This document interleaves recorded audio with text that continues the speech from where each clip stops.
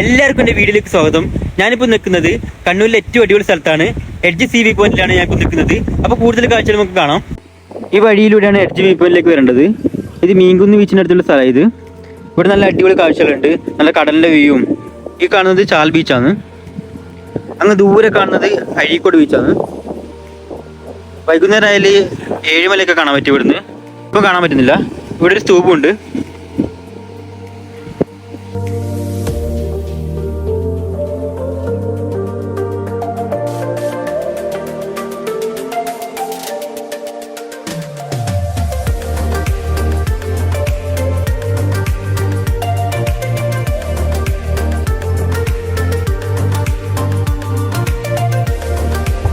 സ്ഥലത്തൊക്കെ ഒരുപാട് കാടലുള്ള സ്ഥലമാണ്. ഇത് കടലിനെ ചേർന്നുള്ള സ്ഥലമാണ്. അപ്പോൾ ഇവിടെ ഒരുപാട് കടൽ ചെടി പോലത്തെ ഒരു മുള്ളുചെടിയൊക്കെ കാണുന്നത്. ഒരുപാട് പാറക്കെട്ടുകളൊക്കെ ഉണ്ട്. സൂം ചെയ്ത് കാണാൻ പറ്റും.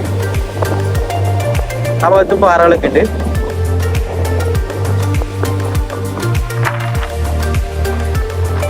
ഞാനിപ്പോൾ നിൽക്കുന്നത് ഹൈറ്റിലൊരു ഏരിയയിലാണ്. ഇപ്പോൾ നല്ല താഴ്ചയുണ്ട് അവിടെ, ആ ഭാഗത്തേക്ക്, ആ കടലിൻ്റെ ഭാഗത്തേക്ക്.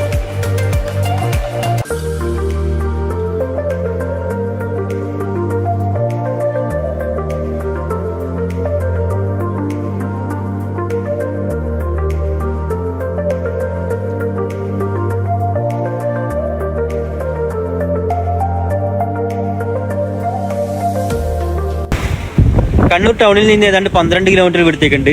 കണ്ണൂരിൽ ഒരുപാട് ബീച്ചുകളുണ്ട്. മീൻകുന്ന് ബീച്ച്, പയ്യാമ്പൽ ബീച്ച്, അങ്ങനെ ഒരുപാട് തരത്തിലുള്ള ബീച്ചുകളുണ്ട്. പക്ഷെ അവിടെ നിന്നില്ലാത്തൊരു പ്രത്യേക തരത്തിലുള്ള ഫീലാണ് ഇവിടെ.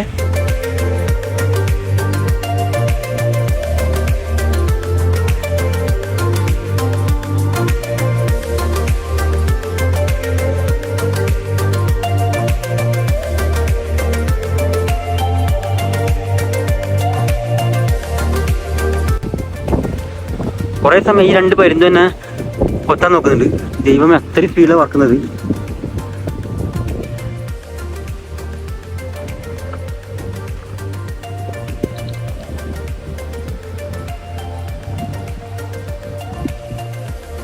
ഇവന്മാർ രണ്ടും എന്നെ തന്നെ ടാർഗറ്റ് ചെയ്യുന്നട്ടാ. രണ്ട് പരുന്നുണ്ടായി. ദൈവമേ, പണി പാളിയാ.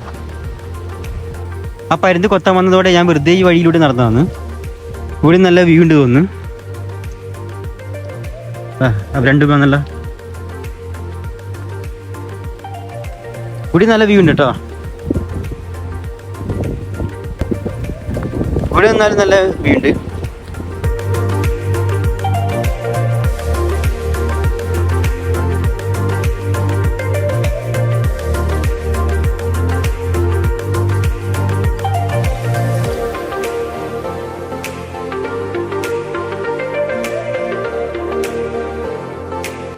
ഈ ഒരു ഭാഗം നല്ല ഹൈറ്റിലെ ഭാഗമാണ്.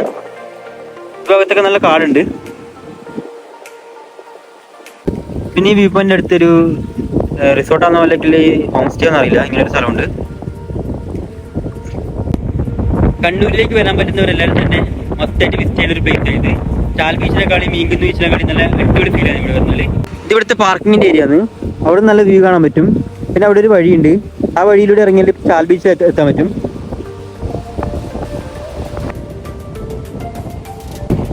ഇനി നമുക്ക് പാർക്കിങ്ങിന്റെ ഭാഗത്തുള്ള വ്യൂ കാണാം. ഇതാണ് ഇവിടുത്തെ പാർക്കിങ്ങിന്റെ ഏരിയ. ഒരുപാട് കാറും ബൈക്കൊക്കെ പാർക്ക് ചെയ്യാൻ പറ്റുന്ന ഒരു സ്ഥലം ഇത്. ഈ വഴിയിലൂടെ ചാൽ ബീച്ചിലേക്ക് ഇറങ്ങി പോകാൻ പറ്റും.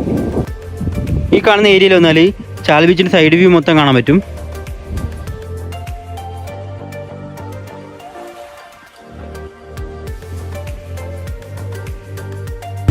ഇത്രയൊക്കെയാണ് വീഡിയോ. ഇതുവരെ എൻ്റെ ചാനൽ സബ്സ്ക്രൈബ് ചെയ്യുക. ഇനി മറ്റൊരു വീഡിയോ കാണാം. അതിലേക്കും ബൈ.